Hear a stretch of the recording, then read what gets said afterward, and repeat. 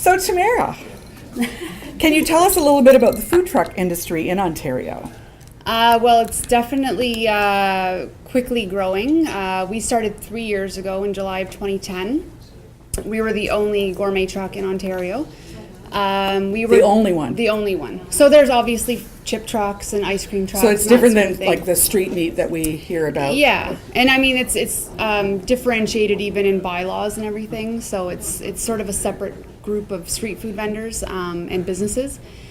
But we were at Awestruck on this past Saturday, which is the annual Food Truck Awards. And to give you an idea, last year there were 8 trucks that participated from across Ontario. This year there were 52 trucks. Wow. So it's just skyrocketed. Wow. Mm-hmm. Where do you operate? Where does El Gastrónomo operate? We are based in St. Catharines. Last year we did a lot of work in Toronto and Hamilton, basically to cause a bit of a scene and create some change in the bylaws. But while we were doing that, we were working very closely with St. Catharines city councillors and city staff to change the bylaws to allow us to operate as street food vendors, because prior to that we couldn't actually operate on the streets. So it's been a bit strategic. Okay, so which is an interesting lead into my next question, which is, has it been difficult to get this all set up? It has been. It's been a lot of hours of meetings, and we created a petition for municipal policymakers, because the street food laws are municipal across Ontario. But we created a province-wide petition that could be used to go to separate municipalities. So that is time-consuming. This past spring, I used my research skills to put out a survey to get people's feedback on food trucks in Niagara, specifically Niagara on the Lake, because there's some political stuff going on there. So we've just been trying to stay on top of things for about 4 years now. Wow, okay. Can everybody hear okay, by the way? Yeah, okay. If you can't, if you start, because we may start fading out, because we've had beer and because we're sitting here chatting. We may forget you're here. We'll try not to, but. Adam says I mumble, so I'll try to speak really? louder. Is that why he's strategically? Pardon?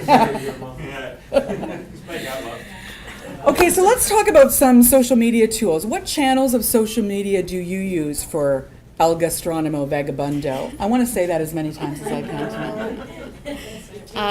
Mainly I use Twitter, Facebook, we've got a Facebook page. Instagram is huge because everyone loves food porn, so the more food we put out there, the better the response.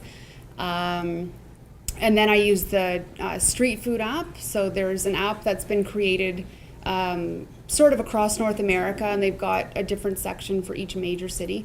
So I use Street Food App Toronto, and that posts our schedule, but it's very easily linked to Twitter and Facebook and our website. So it's like a one-shot, post our schedule, people can favorite us, and so it's a bit interactive that way. What else do I use? Do you have a website as well? Yes, we have a website as well, yeah.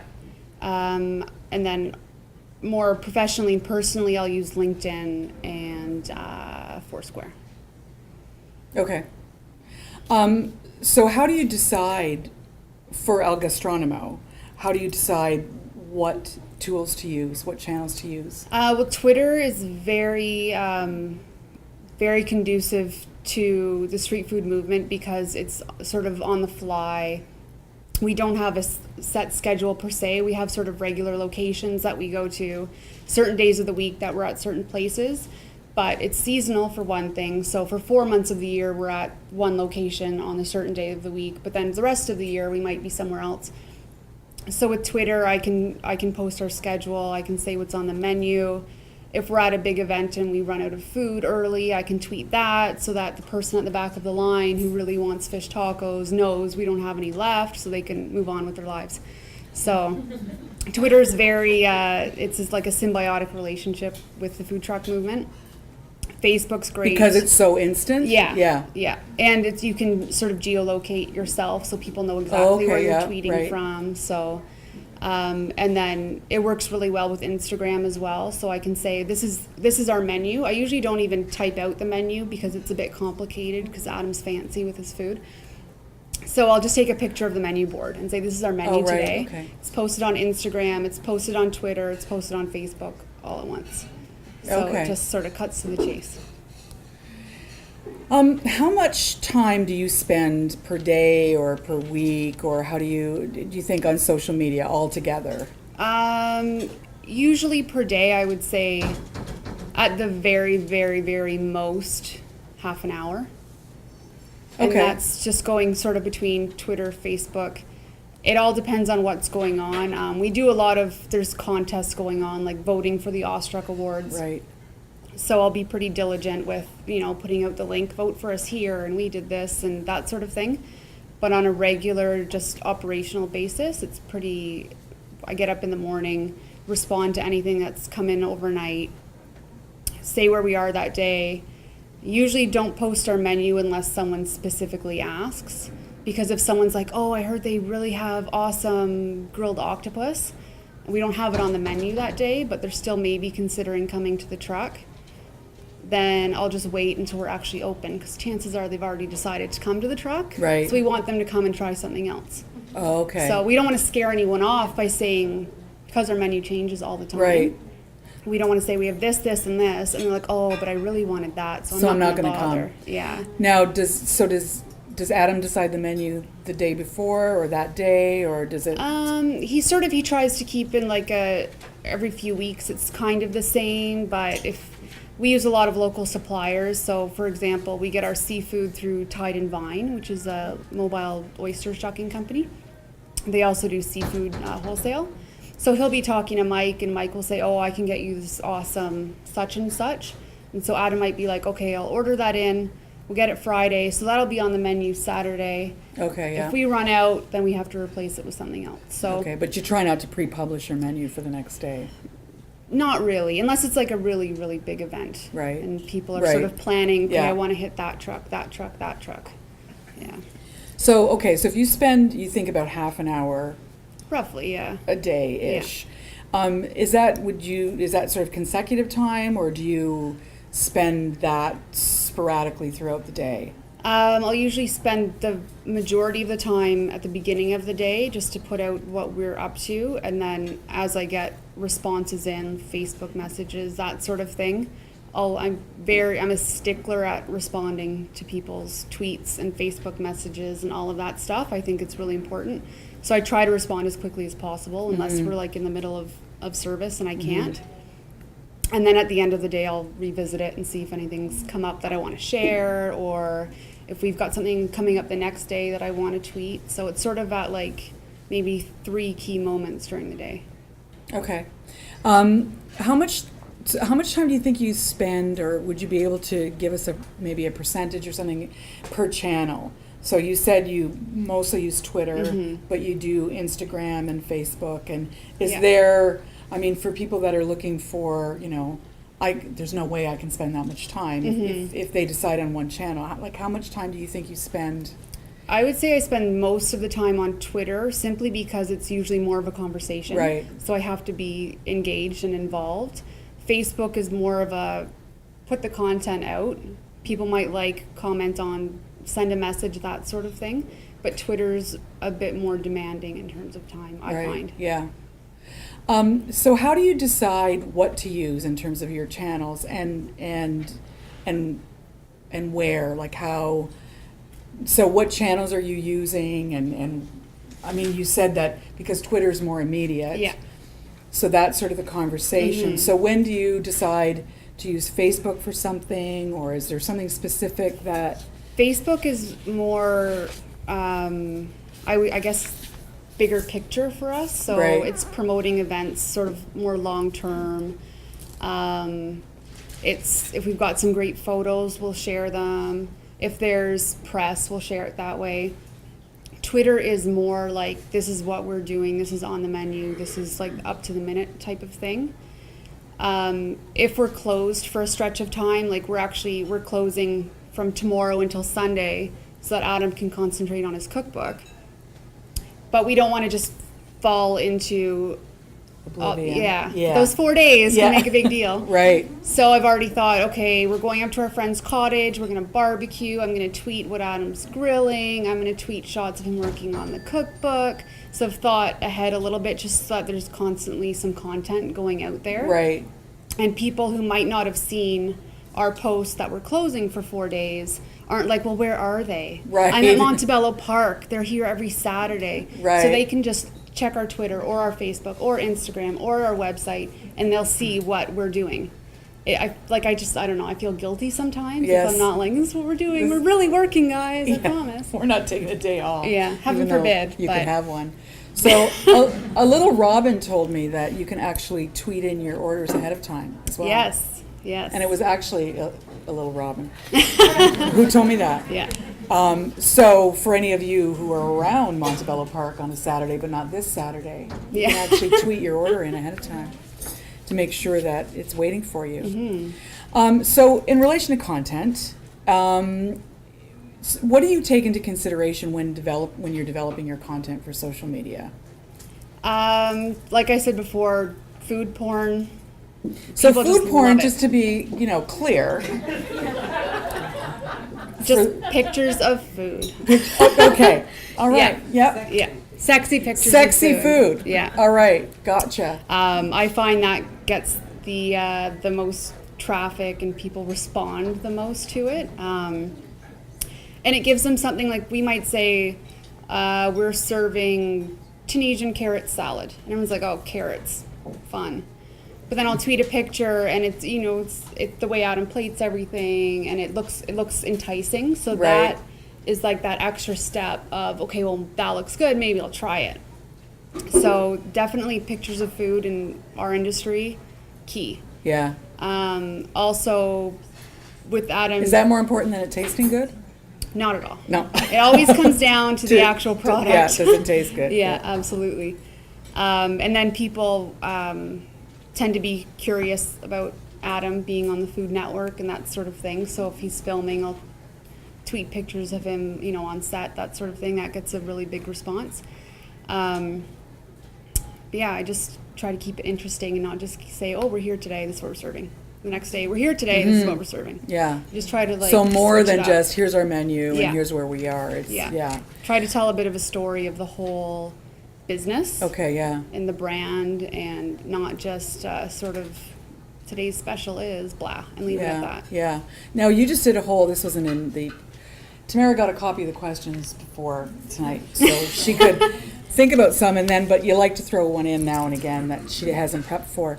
You recently did a campaign to raise money for a generator. For a generator, Yeah. and was it Little Jenny or what was it or something? We called it the Jenny jar because Jenny we had jar. a tip jar in the truck window that was going to go towards this new super quiet generator, which doesn't sound that exciting, but Not sexy. no, not at all. So we wanted to make it a little bit sexy and exciting. Just they're very expensive, and it's not something that you can just go out and just buy. 'Cause you're Right. like, oh, that'll be good. It'll be quiet. But it made a big difference for our business. So we did an Indiegogo campaign to do that. And how frequently did you post about that then? Like, how do you decide when it's too much? That's tricky. I notice if I post on Facebook, especially the analytics on Facebook are pretty straightforward. If I post more than 3 or 4 times a day, people start to unlike our page. Oh, really? Yeah. So I don't know if people are on Facebook that much that they, and I never post like blam, blam, blam. I space it out a little Right. bit. But I've just noticed, I will go to our analytics and see a little dip. And so I'll go to that day and see what I posted.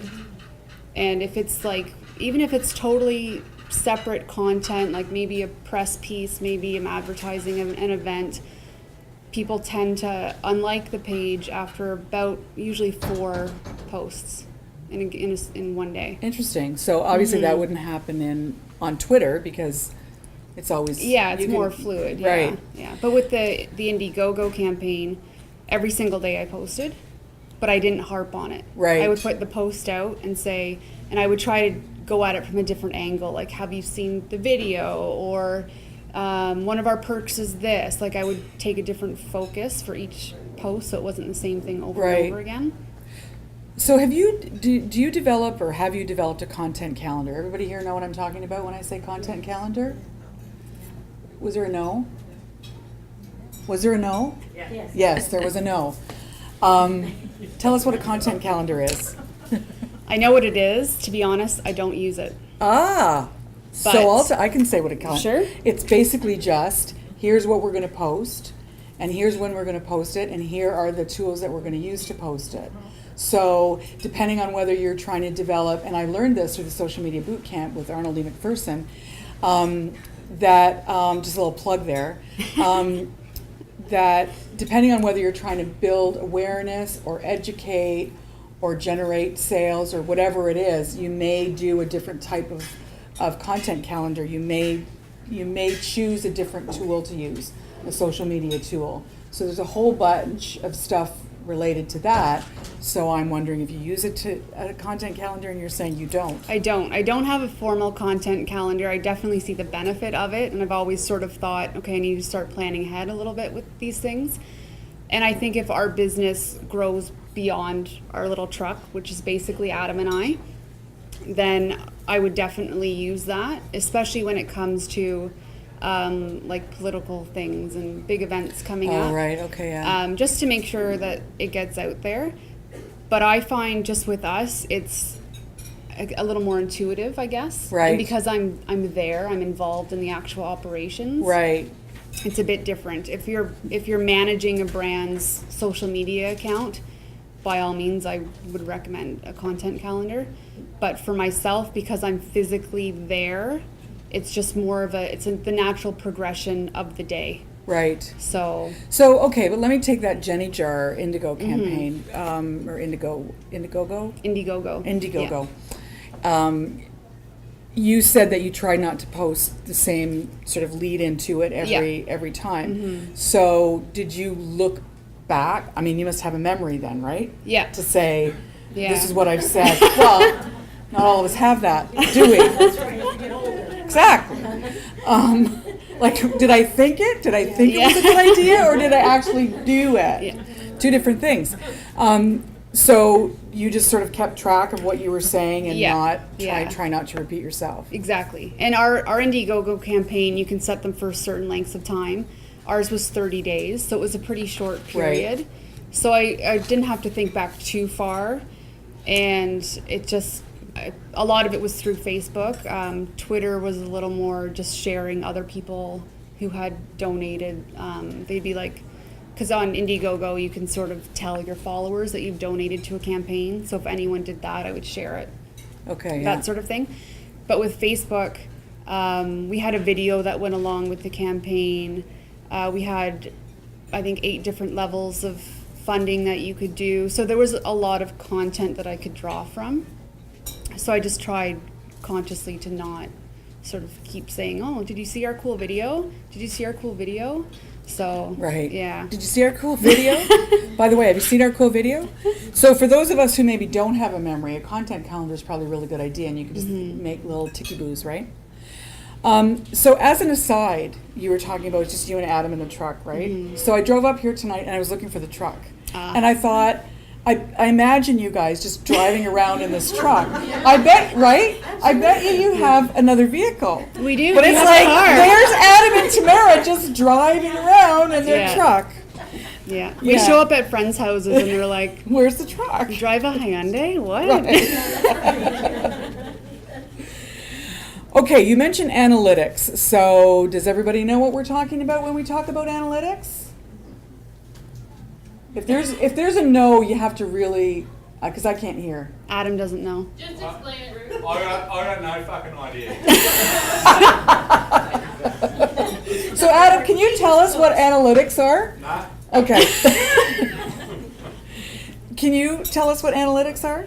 Sure, I'll try Okay. briefly. Well, It's like tools essentially that you can use to analyze your social media platforms or your website traffic, and you can tell what type of content is getting the most engagement, what's going viral, how many new followers you're getting, that sort of thing. So it's sort of like the statistical side of social media, I guess. Right. It's the forensic side Yeah. of social media. Had to get that in there too. So what sort of analytics do you look at then? Not many. Not many. But you mentioned it a few times already. I do, but I don't do it consistently. I'll notice sort of abnormalities with like Facebook. I'll look at my insights and I'll see either a big spike up or a little spike down and be like, oh, what created that? Our web traffic, to be honest, I do our website. I'm not good at web design. It's just like a blogger thing. So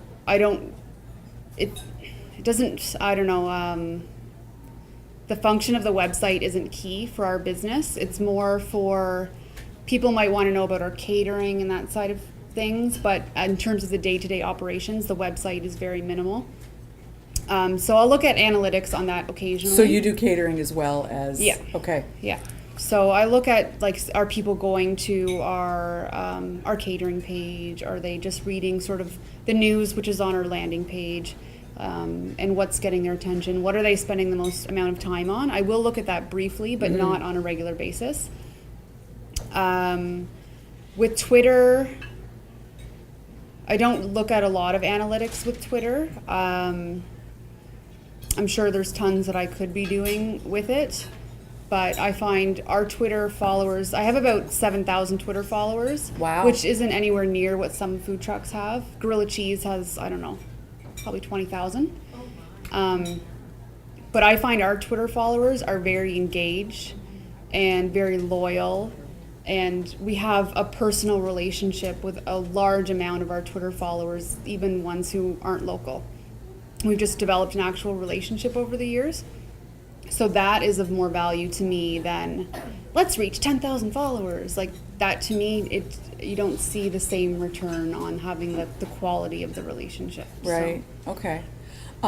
So you were talking about engagement, but like, how do you measure success? For us, it's a very much a personal type of relationship. Like I don't think of social media as the brand. I think of it as us and our story and making that actual connection with people. So if someone comes up to us at the truck at an event and says, oh, I'm so-and-so on Twitter, then I try to make that sort of connection between, okay, we had a conversation about octopus and how you think it's weird. Like I always try to make that personal connection because I don't want us to be just this like faceless brand who's just on Twitter. So in that way, I think our engagement is people come up to the truck, they say, oh, I follow you, I'm so-and-so. I saw that tweet, did you see this? That to me is the engagement. It's that personal connection. So I'm going to ask you a question that you may not know the answer to, but how much of your sales do you think you attribute to social media? Yeah. It's tricky because we have exposure outside of social media. So for example, we were on Eat Street, which did start as an app, so it has that connection. Okay. And they push a lot of their content through their app and through their website and their Twitter feed. But we have people who come to the truck and say, just at Montebello Park, we saw you on Eat Street in India. We were coming to Toronto and we came to Montebello Park to find you. Wow. It's pretty crazy. That's really cool. So we have it's hard to say, oh, that's because of Twitter or that's because of the Eat Street show, right? Or Adam's on Restaurant Takeover and people come up and say, oh, I saw you on the show, and they joke about the episode. So it's hard in our case, I think, to directly attribute it to social media. And we always try to, if we're doing, say, Ostruck, where there's 50 other trucks, we try to engage with the other trucks and the organizers and the sponsors and try to extend our reach that way. Because we know, we're not going to be like, oh, come to our truck. We're here. Isn't it awesome? No, we want to say, come to this event. There's 50 trucks. This person's doing this. That sounds delicious. We really want to try this. I'll order food from another truck on Twitter and say, can't wait to try your blah, blah, blah, they share it with their followers. So I just try to be more like, spread our reach as much as possible, but in an authentic way. Yeah. So I don't know if that even answered your question. Yeah, I think so. I feel good. I feel good. I'm glad. I can't remember what the question was now, so. Well, you were asking what percentage of business was she Right. actually making Yeah. on Right, social media. yes. Yeah. I think a lot, probably. It's like Awestruck, that's like a trade show, right? Yeah, yeah. So, I mean, anybody who's been to a trade show, it's the same sort of deal, I suppose, right? Mm-hmm. I used to be involved with Small Business Club Niagara, and we used to have this small business trade show Mm-hmm. every year, and I think the GNCC Yeah, they still have does that. it, right, Yeah. Karina? Yes. Sorry, I'm tweeting your presentation. The GNCC still does a small business trade show every year, right? Right? So when I was involved Niagara, which is the trade show for for food and for restaurants and wine, Sabre and I, exactly.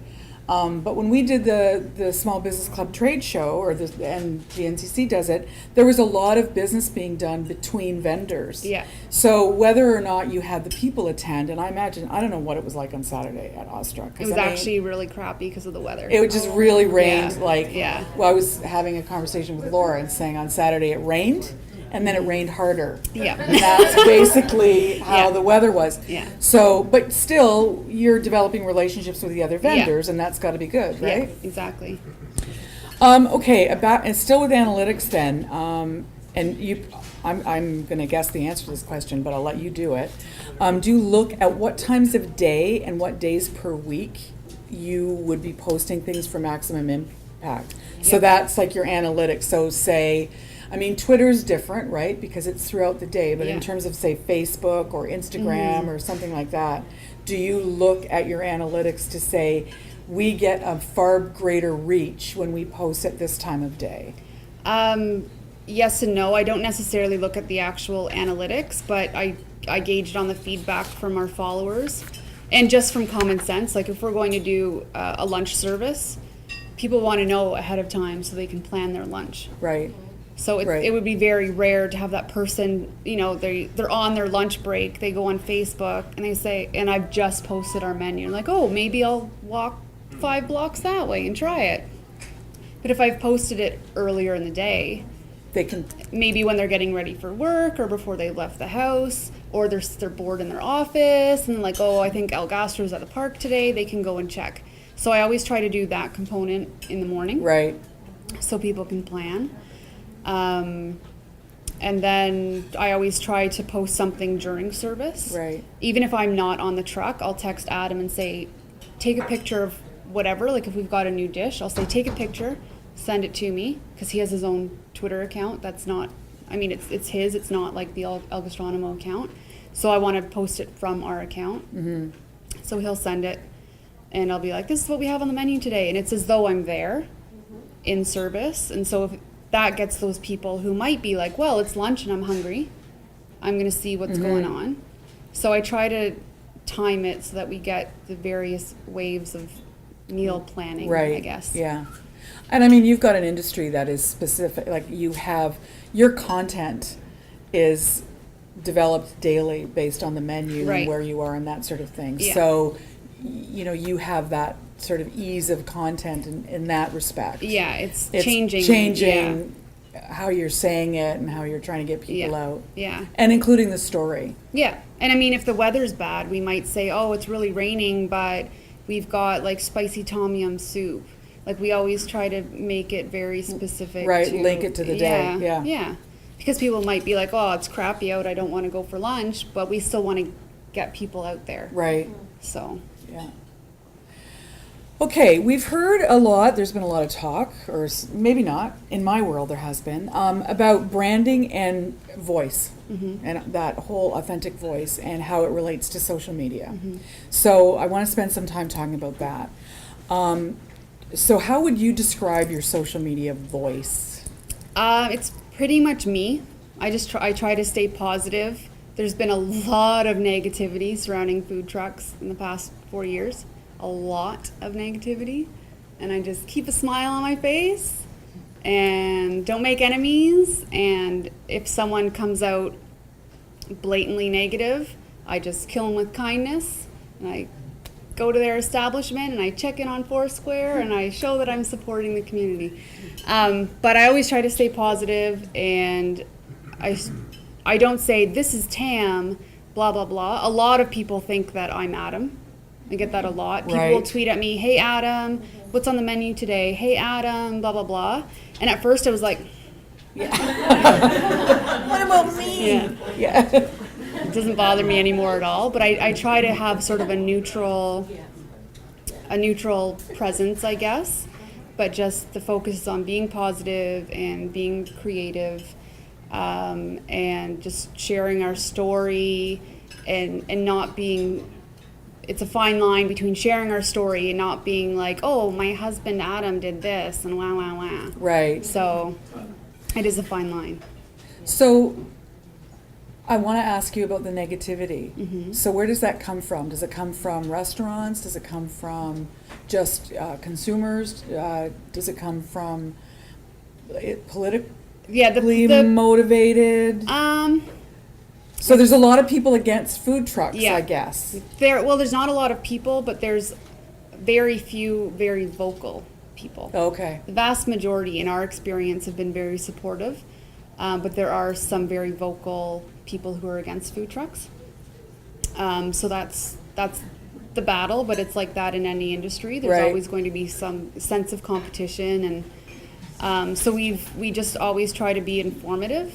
So I use social media a lot to say, I tweeted a picture once of 17 food and health inspections that we got in the course of 1 year, because an article had come out the week before saying food trucks were dirty and unsafe and you're going to get sick if you eat at one.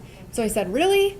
Because we have all these health inspections in St. Catharines, in Niagara-on-the-Lake, in Hamilton, in Burlington, in Toronto. We know that that's not true. So I literally just Instagrammed a picture of all of our health inspections spread out.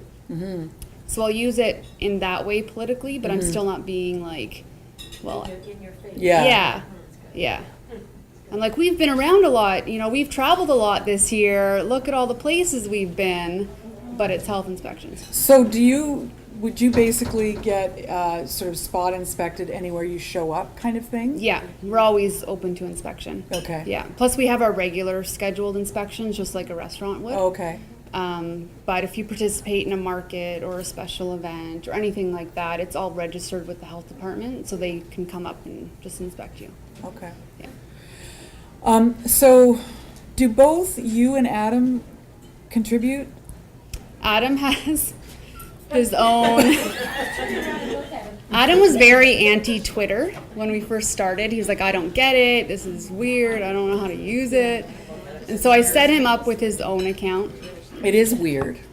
Twitter It is. kind of weird. It's a learning Yeah. curve. Yeah. Yeah. Yeah. Yeah. And so now I can't get him off of Twitter, and he's tweeting stuff about like gun control, and that's why he has his own uncensored. It says Right. uncensored Twitter account from Adam. And it's like go nuts, Adam. I Yeah. swear. Yeah, he swears a Do lot. you really, Adam? No. Maybe. Swears a lot and uses a lot of exclamation points. So we don't necessarily want that representing the brand. If you want to learn how not to use social media, follow me. Follow you? But he has a very entertaining Twitter account, but it doesn't necessarily reflect the truck brand. It's his own entity. So given that there are completely different styles here and I guess voices, do both of you contribute to El Gastro? No. Just you. No, just You're me. the boss of that. I'll even say, like, we very, knock on wood, we haven't had very many complaints through social media. There have been a couple of times where people have said, I was really disappointed with your fish taco. I had 4 of them. Blah, blah, blah. And I know Adam's going to jump down their throat. Right. So I'll say to him, please don't tweet, just don't tweet, just don't tweet, just let it die, let me handle it from the business. But he can't help himself. So whatever, he just does what he does. And at the end, everything's always fine. Like, the customer is always like, I get it, because Adam will take the time to explain his side of things, Right. but he just does it in a very different way. A different way than you do. Yeah. So you are then, I'm going to say, are you concerned with keeping your voice consistent, given that you both Yeah. contribute, but you are concerned with that? Yeah. But there are times when it's just best to let them go. Yeah, and I'm not sure if anyone would even notice at certain points. Like Adam has a couple of times, because I made the mistake of installing Hootsuite on his phone, so he has access to my Twitter account. He's tweeted a couple of things, and I see it, and I'm like, I don't use that many exclamation points. People are gonna know it's not me. Right. In reality, they wouldn't. But for me, I just like to keep things consistent. Clean. Yeah. Yeah.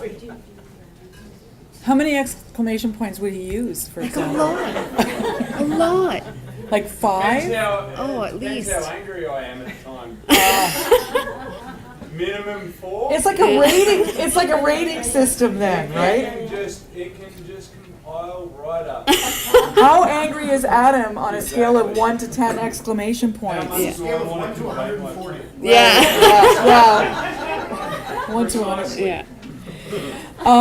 So when you use social media, whatever tool you're using, are you speaking directly to your customers, or are you speaking more to just the population in general, or do you have like an ideal customer sort of?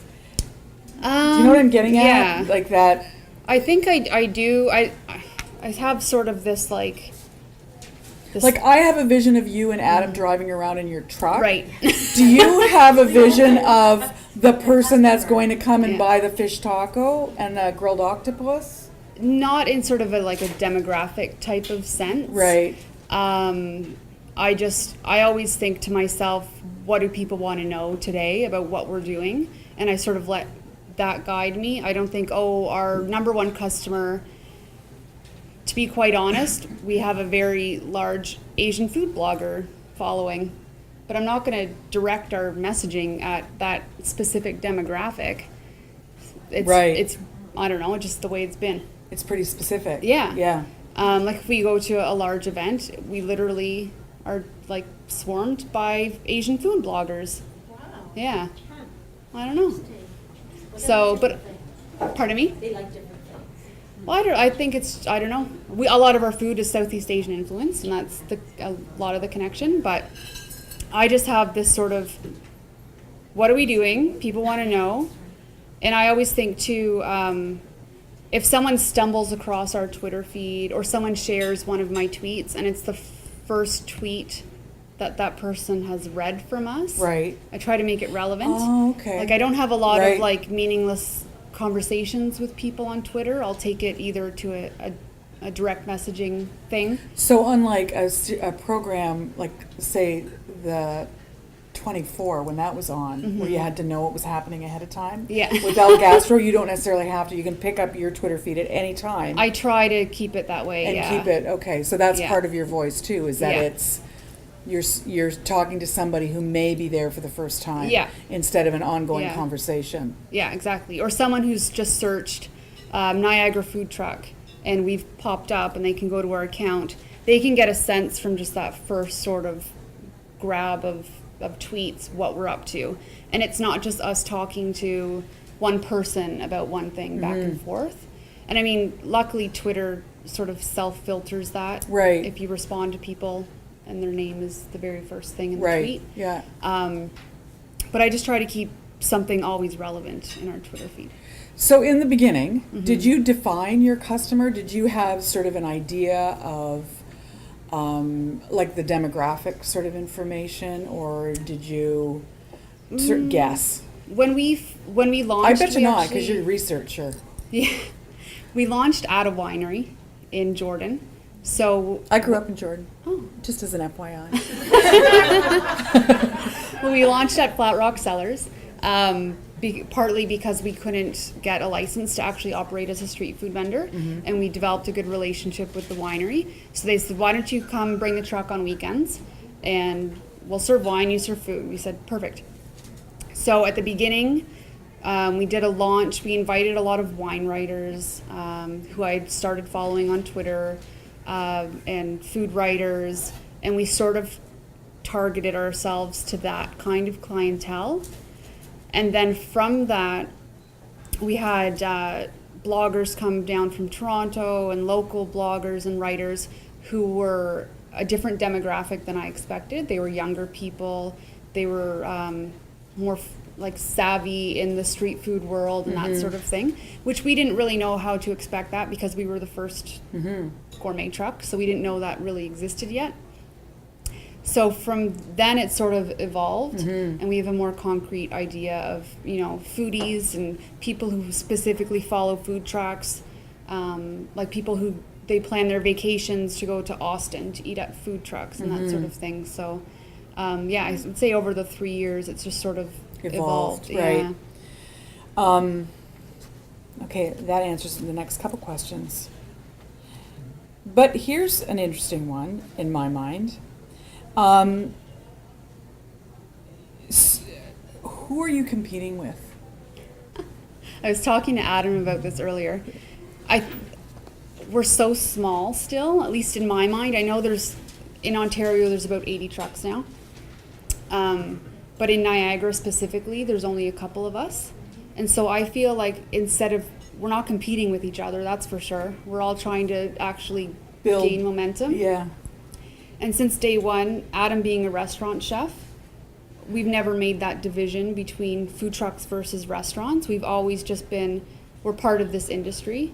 And specifically in Niagara as well, you're part of the wine industry, the hospitality industry. Right. It's not just, I'm a food truck, I'm going to do this. We work with a lot of restaurant chefs. We'll do events at Ravine in St. David's, or at Peller, which has a restaurant, and we always are trying to just promote the industry, because in our mind, and especially in sort of downturned economic times, you just have to promote everything. You can't just be like, I want the biggest slice of pie, because the slice of pie, or the pie itself is this small. Right. So why not make the pie bigger? And then Even if you have a smaller piece, you still exactly, get, yeah. So because I think no matter what industry any of us are in, you know, it's important that we define our customer, and it's important that we define our competition, and decide how we're going to relate to that in whatever way we can. And I think your voice of being positive and inclusive is very much a good thing in the food industry, in the hospitality industry. Because you're right, I mean, we want Niagara to be a destination, and we want all sorts of opportunities for people to enjoy what we have here. So, oh,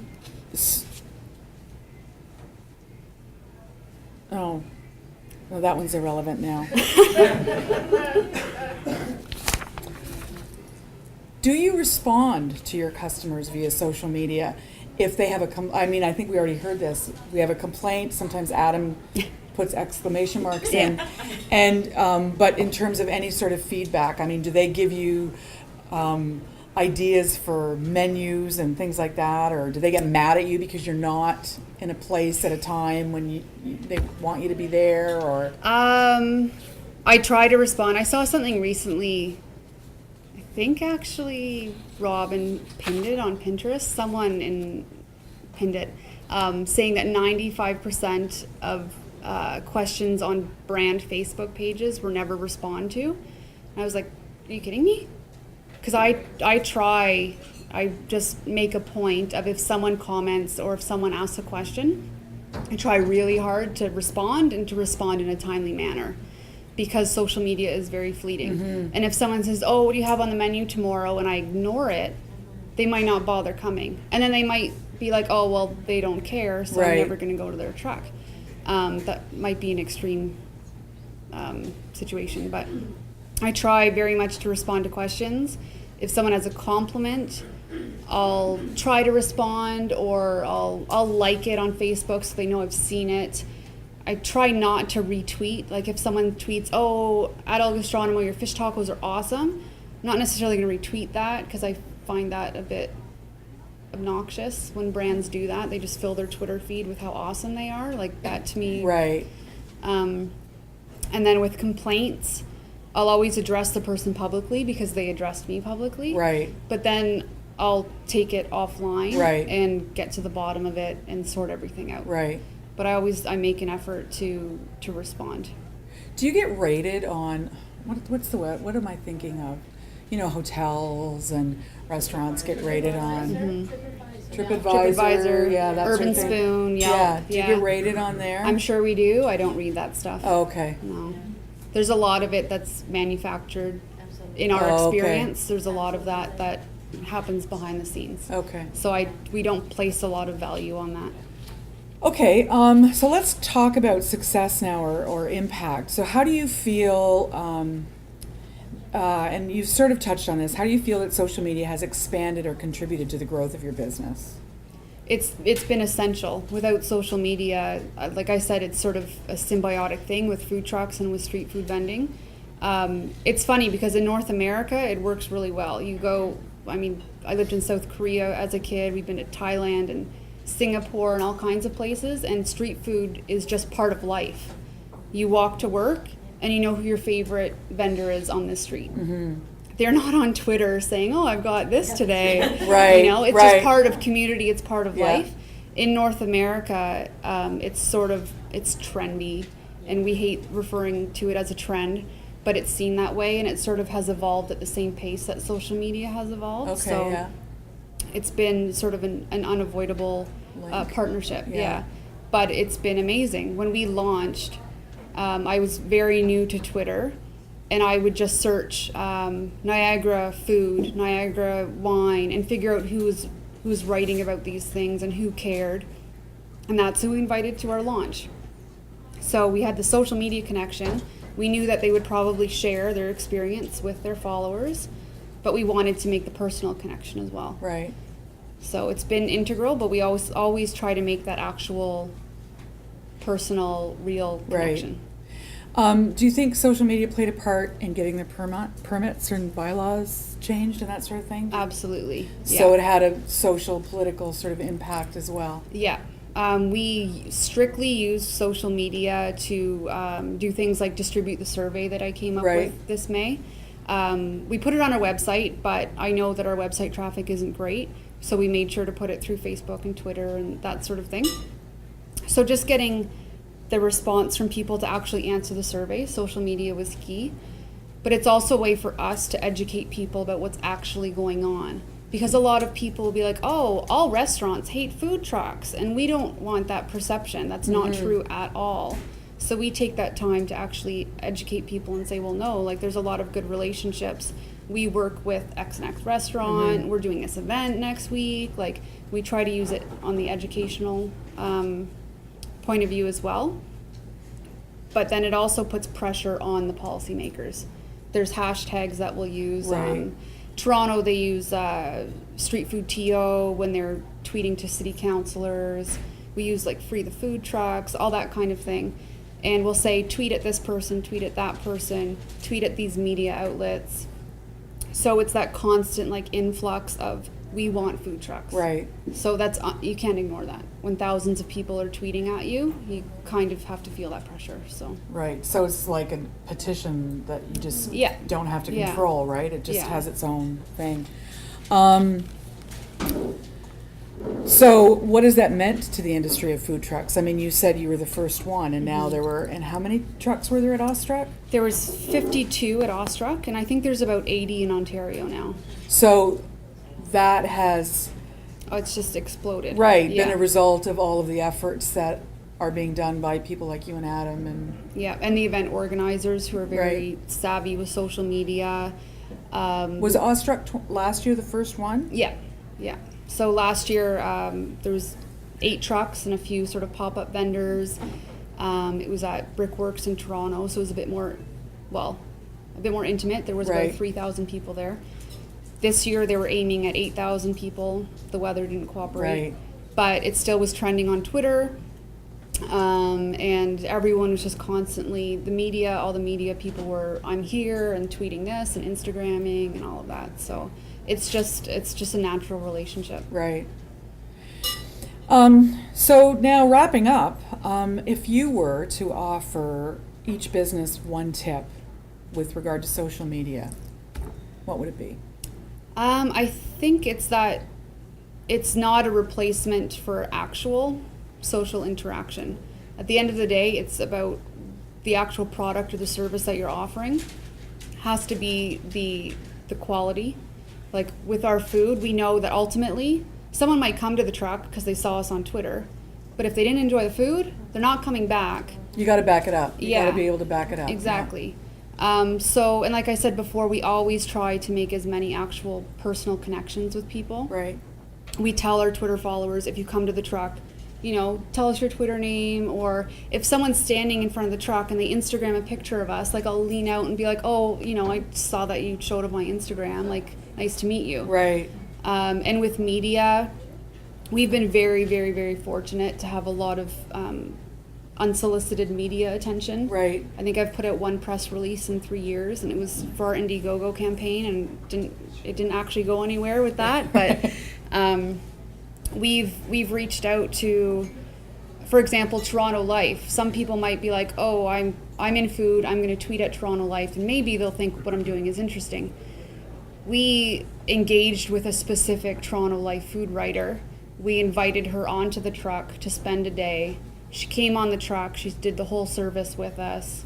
We became friends. So now like she's more inclined to give us coverage. If she's writing something about food trucks, she will without fail include us because we have that connection. Their relationship, yeah. So we try to keep the personal aspect, and we're a bit strategic in how we do that as well. Does Adam use exclamation points when he speaks as well? Yeah. Yeah. Yeah. And like $, Right. symbol. Yes. Yes. Cash money. Yeah. Okay, we've got a couple minutes for a few questions if anybody has them. If somebody has a question, I will be repeating it. I remember that, Jim, because Jim Wall from Infinity Video is videotaping us tonight. Was I supposed to hit record? And he's cleverly hidden the microphone here behind this candle. And but he's asked me to repeat questions, so I will do that. The question is, do you use Hootsuite? I'm not going to repeat everything Kathy said, which was fantastic. Thank you. But it was reciprocity was the word in there, and I Yeah. thought if I can say Yeah. Gastrónomo Vagabundo, I can say that. Yeah. But it's reciprocity, and it's working Yeah. together. So, do you use Hootsuite? I don't anymore. Before we had the food truck, we had a small catering company, and so we had a Twitter account with that. It wasn't super active. It was more to teach me how to use Twitter. And so when we started the account for the truck, we ended that part of the business, and so there was no point in me keeping that account. So I just use Twitter, straight on Twitter, Instagram, and I think since then as well, like the Twitter app has evolved so that it's more user-friendly. Instagram has evolved so that it's easier to link. So it's just, for me, I just find it easier to use the actual app at this point, yeah. Anybody else? Yes. Moderator, first of all, I Moderator. think you've done a great job tonight. And Oh, yes. so you're John Burching from Brucey, Ontario. I'm really interested in, with Twitter especially, you can often tweet things that you might regret later. Mm-hmm. Have you ever done that? And if the answer is yes, how do you fix it? I know you can always take things off your Twitter feed, but that never stops someone from doing a screen capture and Right. retweeting that. So how do you deal with that time when you tweet something that you think later, maybe that was ill-advised? She allows me to do those tweets, mate. What did he say? That I allow him to do those tweets. Oh, okay. So the question is, when you tweet something that you really feel afterwards that perhaps you shouldn't have tweeted, what do you do about that? I can honestly say that I haven't done that. A big thing is Don't drink and tweet. Yep. Don't tweet drunk. And it's not even necessarily that you might tweet something that is mean or, that is just not appropriate. You might just tweet something and have bad spelling. Right. And then that reflects really badly on your brand if you're trying to project a professional image. So don't tweet drunk. Don't do tonight. Yeah. And I personally just always have in my head that I'm reflecting our business, and we've been put through the ringer enough, like politically and all of that. I don't need to add fuel to the fire. So I just always try to maintain that positive attitude. And yeah, I just, So it goes back to voice. It goes back Yeah. to voice and Yeah. authentic voice, and part of that is professional grammar, spelling, all of those things. Yeah. Don't drunk tweet. yeah. And Read your tweet. Read them Because before you tweet. autocorrect can Yes. ruin everything. Yeah. So, Yeah. yeah. So don't tweet something that you regret. Oh, I've I asked guess is the Adam, like lesson. Adam has tweeted things and be like, oh, can you please delete that? And he won't, but that's also part of his persona. Right. He's sort of developed his own brand as Right. being, you know, a Yes. take no prisoners kind of Yes. chef. So Yes. that You- works well with him. You are each your authentic voice, Yeah. aren't you? Yes. Any other questions? We've got time for one more. Okay. Hearing, seeing nothing. First of all, thank you very much for Tamara. Thank you guys for having me. We really appreciate that you were here and answering all these questions. And thanks to each and every one of you for coming. I want to let you know that the next meeting for Social Media Club will be on October 29th here, 5 to 7 p.m. And we're going to be talking about social media for events. So there's a really good things to know about if you're having an event, how to promote it, how to build awareness for it, how to engage your attendees and your audience, and then how to measure the impact that you've had. So should prove for another great night. Again, thanks to each and every one of you for coming tonight, and thanks to Robin and Janice for letting me sit up here and talk to Tamara. And have a great night. Have another beer, whatever. But don't drink and tweet or drive. Okay? Okay. Thank you very much.